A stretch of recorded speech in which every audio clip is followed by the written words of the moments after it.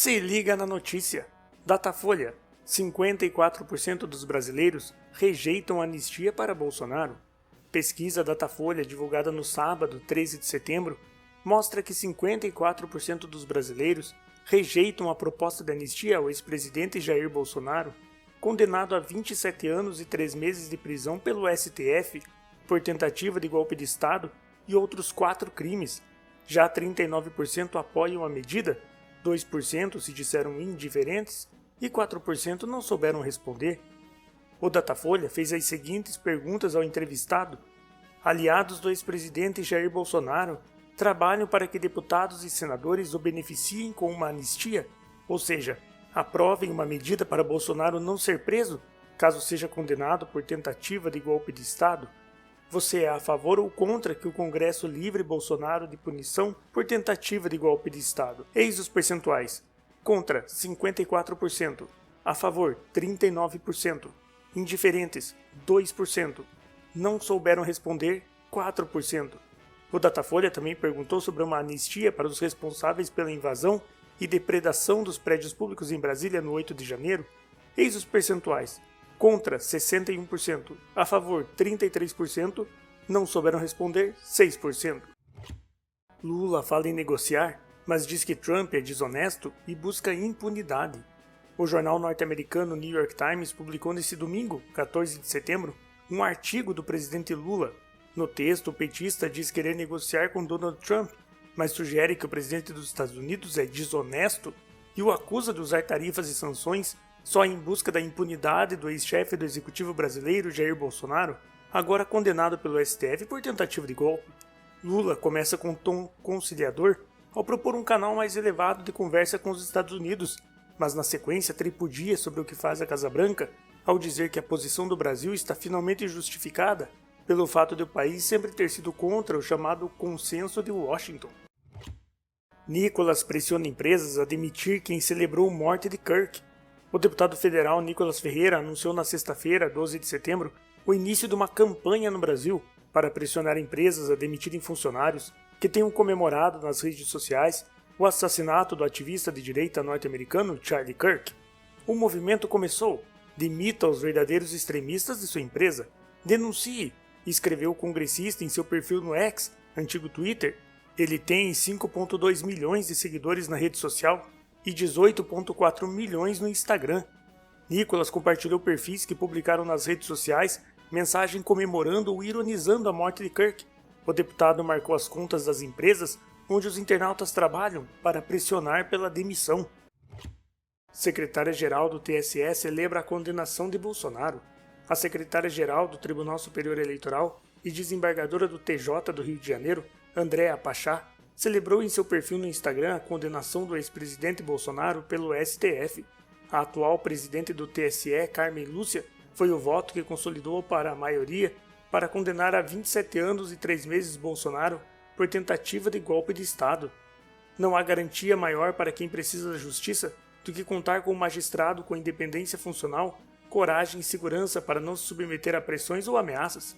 Foi emocionante assistir das vozes e dos votos dos ministros Alexandre de Moraes, Cristiano Zanin, Flávio Dino e da ministra Carmen Lúcia, manifestações republicanas, afirmações de direitos e garantias essenciais para a experiência coletiva de humanidade e dignidade. Democracia é matéria viva. Lula se reúne com Mota em semana de pressão por anistia e IR. O presidente Luiz Inácio Lula da Silva se reuniu nesta segunda-feira com o presidente da Câmara dos Deputados, Hugo Mota, no Palácio da Alvorada, em Brasília. O encontro não estava nos compromissos oficiais. O encontro se deu numa semana em que o governo federal corre contra o tempo para aprovar o PL que isenta do imposto de renda quem recebe até R$5 mil. O petista precisa que a proposta receba aval do Congresso até o fim de setembro para que passe a valer em 2026, ano de eleição. Também há a expectativa de ser votada outra medida eleitoral de Lula. A medida provisória da tarifa social concede gratuidade na conta de energia para mais de 60 milhões de pessoas e perderá a validade na quarta-feira, dia 17. Tem de ser aprovada na Câmara e no Senado até lá. Ministério Público Federal volta a pedir fim da concessão da Jovem Pan por desinformação. O MPF voltou a pedir nesta segunda-feira, 15 de setembro, o cancelamento das concessões públicas de radiodifusora do Grupo Jovem Pan. O órgão afirma que a emissora promoveu a radicalização da esfera pública e deu aparente legitimidade discursiva a movimentos voltados à quebra de nossa normalidade democrática. Em 315 páginas, a Procuradoria Regional dos Direitos do Cidadão de São Paulo apresenta as alegações finais de ação civil pública aberta em junho de 2023 contra a emissora, em que também requer o pagamento de 13 milhões de reais a título de indenização por danos morais coletivos. O Ministério Público Federal diz que foi investigada a programação da Jovem Pan e uma série de vídeos publicados de janeiro de 22 a 8 de janeiro de 23, quando extremistas invadiram e depredaram a Praça dos Três Poderes, em Brasília. Foi nesse escopo que se apurou o conjunto de numerosas condutas ilícitas que configuram abusos de sua liberdade de radiodifusão e violações graves, tanto dos princípios quanto das finalidades sociais que lastreiam as outorgas que hoje detém, que se exporá em detalhes no subtópico a seguir, declara, ao mencionar o julgamento do ex-presidente Jair Bolsonaro e 7 réus condenados na ação penal que investiga uma tentativa de golpe de Estado. O MPF afirma que a Jovem Pan foi uma peça fundamental no plano de quebra da normalidade democrática. Segundo o MPF, os conteúdos veiculados pela Jovem Pan de 2022 a 2023 promoveram ataques infundados ao processo eleitoral de 2022, ataques a autoridades e instituições da República, incitação à desobediência às leis e às decisões judiciais, defesa da intervenção das Forças Armadas sobre os poderes, incitação à subversão da ordem política e social, tudo em chamativa sincronia com eventos críticos daquele período, como a tentativa de atentado à bomba ocorrido na capital federal em dezembro de 22 e a dramática intentona assistida atônita por todo o país em 8 de janeiro de 23 na Praça dos Três Poderes, diz o MPF. Estados Unidos anunciarão sanções ao Brasil após condenação de Bolsonaro. O secretário de Estado dos Estados Unidos, Marco Rubio, anunciou nesta segunda-feira, dia 15 de setembro, que o país pretende anunciar na próxima semana sanções adicionais ao Brasil depois da condenação do ex-presidente Jair Bolsonaro pelo Supremo Tribunal Federal por tentativa de golpe de Estado. Rubio voltou a criticar o julgamento que sentenciou Bolsonaro a 27 anos e 3 meses de prisão. O chefe da diplomacia norte-americana afirmou que os ministros da primeira turma do STF foram parciais, especialmente o relator da ação, Alexandre de Moraes. A declaração foi dada em entrevista à Fox News. Haverá uma resposta dos Estados Unidos a isso.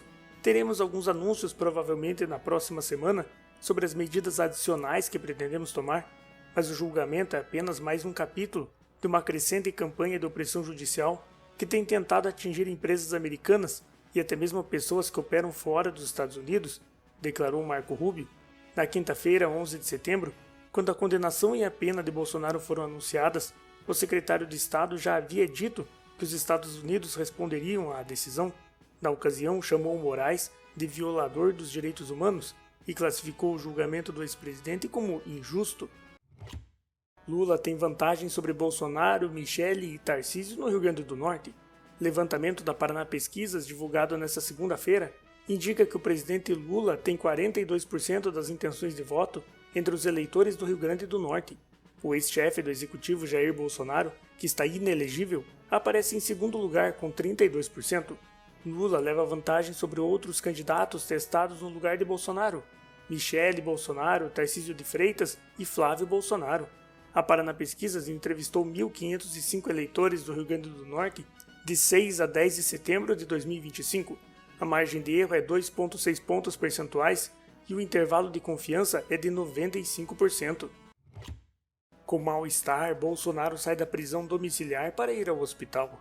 A defesa de Jair Bolsonaro informou ao STF nesta terça-feira que o ex-presidente precisou ir à emergência médica depois de um episódio de mal-estar, com crises de soluços, vômitos e queda de pressão arterial. Em prisão domiciliar desde 4 de agosto, essa é a terceira vez que o ex-presidente precisa sair de sua residência, o condomínio solar de Brasília, no Jardim Botânico, para ir ao hospital. A saúde do ex-presidente foi citada pela defesa na ação penal sobre o plano de golpe e também nas investigações de obstrução de justiça. Pouco depois de decretar a prisão domiciliar do ex-presidente, o ministro Alexandre de Moraes acolheu o pedido dos advogados para autorizar o livre acesso de 4 médicos para acompanhar o tratamento de saúde. Flávio ataca Moraes sobre conduta com Bolsonaro. Não tem humanidade. O senador Flávio Bolsonaro criticou nesta terça-feira o ministro Alexandre de Moraes, do STF, pela conduta com seu pai, o ex-presidente Jair Bolsonaro, que está internado após uma crise de soluços e mal-estar. É o que eu tô falando. Até terrorista dá trégua em uma trégua. Eu tô pedindo para o terrorista dar uma trégua? O cara teve coragem de intimar o presidente em uma UTI para dar ciência de coisa? Não tem o mínimo de humanidade, não? Disse Flávio em entrevista coletiva na entrada do hospital DF Star em Brasília. Como noticiou a CNN, Bolsonaro deve passar a noite no hospital. Segundo a ex-primeira-dama Michele Bolsonaro, que também está na unidade hospitalar junto ao marido, o ex-mandatário tem utilizado medicação intravenosa e realizado exames. Caixa contratou Bueno por 3 milhões de reais para atualizar livros. A Caixa Econômica Federal contratou o historiador Eduardo Bueno para atualizar 2 livros produzidos por ele sobre o banco para os 165 anos da instituição, a serem completados em 12 de janeiro de 2026. O valor do contrato, acertado em janeiro de 2025, é de R$ 3.270.600. Não houve licitação. Bueno escreveu Caixa, uma história brasileira, em 2002 e Caixa, 150 anos de uma história brasileira, em 2010. Segundo publicação no Diário Oficial da União, de 23 de janeiro de 2025, a atualização das 2 obras resultará em uma nova edição do livro, em homenagem aos 165 anos da empresa, e da edição bilíngue digital e websérie documental do livro. Lula tem 48% contra 42% de Bolsonaro, segundo o Atlas Intel. Levantamento divulgado pela Atlas Intel nesta quarta-feira mostra que na disputa pela presidência, o atual presidente Lula lidera em diferentes cenários. Se as eleições fossem realizadas agora e contassem com os mesmos candidatos de 2022, Lula teria 48% das intenções de voto, enquanto o ex-presidente Jair Bolsonaro, que está inelegível e foi condenado a 27 anos e 3 meses de prisão pelo STF, teria 42%. Ciro Gomes e Simone Tebet alcançariam 2% cada. A Atlas Intel entrevistou 7.291 eleitores do Brasil de 10 a 14 de setembro de 2025. A margem de erro é de 1 ponto percentual para mais ou para menos, e o nível de confiança é de 95%. Internado, Bolsonaro tem anemia persistente e função renal alterada. O ex-presidente Bolsonaro foi internado na tarde de terça-feira, 16 de setembro, no Hospital DF Star em Brasília, depois do mal-estar e de apresentar quadro de vômitos, tontura, queda de pressão arterial e pré-síncope. Segundo o boletim divulgado pela ex-primeira-dama Michele Bolsonaro, ele chegou à emergência desidratado e com frequência cardíaca elevada. Exames laboratoriais e de imagem mostraram persistência de anemia e alteração da função renal, com elevação da creatinina, disse a nota. Bolsonaro também passou por ressonância magnética do crânio para investigar episódios recorrentes de tontura, mas o exame não apontou alterações agudas. Ainda de acordo com o boletim, o ex-presidente teve melhora parcial após hidratação e tratamento medicamentoso. Ele será reavaliado ao longo do dia para definição sobre a necessidade de permanência hospitalar. Lula faz comercial para faturar com operação contra o crime organizado. O governo do presidente Lula criou uma campanha sobre a participação do Estado em ações contra o crime organizado. No vídeo publicado na quarta-feira, dia 17, o governo afirma que fez a maior operação da história contra o crime organizado. A propaganda faz referência à Operação Carbono Oculto, cujo objetivo é desarticular um esquema do PCC no setor de combustíveis e no setor financeiro. O que a nova campanha não menciona é a colaboração de governos estaduais, como o de São Paulo na operação. No dia 28 de agosto, quando a Carbono Oculto foi deflagrada, Lula afirmou que ela havia sido a maior resposta do Estado brasileiro ao crime organizado de nossa história até aqui. Dino abre inquérito contra Bolsonaro e aliados com base na CPI da Covid. O ministro Flávio Dino do STF autorizou nesta quinta-feira a abertura de inquérito contra o ex-presidente Jair Bolsonaro, o deputado Eduardo Bolsonaro e outros 22 investigados. A medida atende a pedido da PF e tem como base o relatório final da CPI da Covid. Segundo a decisão, há indícios de crimes como fraude em licitações, superfaturamento, contratos com empresas de fachada, desvio de recursos públicos e incitação à população a adotar condutas prejudiciais ao enfrentamento da pandemia. Destaco que a investigação parlamentar apontou indícios de crimes contra a administração pública, notadamente em contratos, fraudes em licitações, superfaturamentos, desvio de recursos públicos, assinatura de contratos com empresas de fachada para a prestação de serviços genéricos ou fictícios, dentre outros indícios mencionados no relatório da CPI, escreveu Dino. Acolho o requerimento da Polícia Federal e determina a conversão da presente PET em inquérito policial, fixando o prazo inicial de 60 dias para investigações. O processo tramitará sob sigilo de nível 3, conforme o Código de Processo Penal. A PGR, Procuradoria-Geral da República, foi notificada. Alvos do inquérito. Entre os investigados estão políticos, ex-ministros, empresários e influenciadores digitais. PCC está envolvido, diz Derrite sobre morte de ex-delegado em São Paulo. O secretário de Segurança Pública de São Paulo, Guilherme Derrite, declarou que não resta dúvida de que o PCC está envolvido na execução do ex-delegado-geral Rui Ferraz Fontes, assassinado na última segunda-feira, dia 15, na Praia Grande. De acordo com o chefe da Segurança Pública paulista, o crime organizado participou da execução e a motivação, que pode estar ligada ao cargo de Fontes na prefeitura ou à sua atuação contra a facção, segue sob apuração. O secretário executivo da Segurança Pública, Oswaldo Nico, já havia declarado que considera provável a conexão com facções criminosas, dado o histórico de Fontes como um dos principais inimigos do PCC. Bolsonaro pede a Moraes autorização para grupo de oração de Michele. A defesa de Jair Bolsonaro protocolou nesta sexta-feira, dia 19, pedido ao ministro do STF, Alexandre de Moraes, para que o ex-presidente possa receber em sua casa, no Jardim Botânico em Brasília, o grupo de oração liderado pela ex-primeira-dama Michele Bolsonaro. Bolsonaro cumpre prisão domiciliar desde 4 de agosto. O pedido envolve a presença de 17 pessoas, entre líderes religiosos e familiares, incluindo o bispo Robson Rodovalho e a missionária Zenete Rodrigues, próxima de Michele. Segundo os advogados, trata-se de uma continuidade aos deferimentos anteriores já concedidos pelo ministro. Na petição, a defesa reforça o compromisso do ex-presidente em cumprir todas as restrições impostas e manter a corte informada sobre as atividades realizadas em sua residência. Michele já afirmou que a proibição de realizar cultos domésticos configuraria perseguição religiosa por parte de Moraes.